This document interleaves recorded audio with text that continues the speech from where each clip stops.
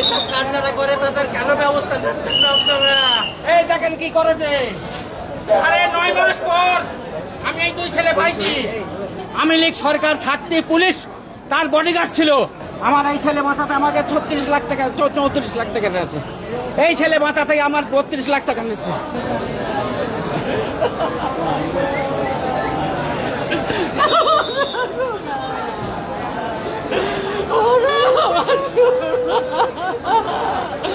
আমার মুখে ফেরত যাচ্ছে।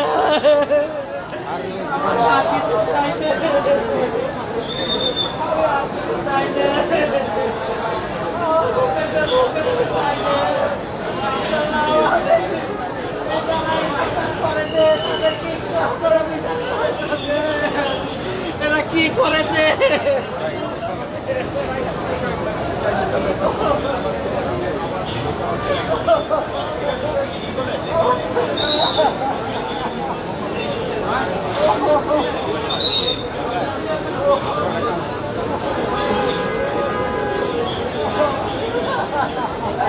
কোনো ষড়যন্ত্র থাকবে না।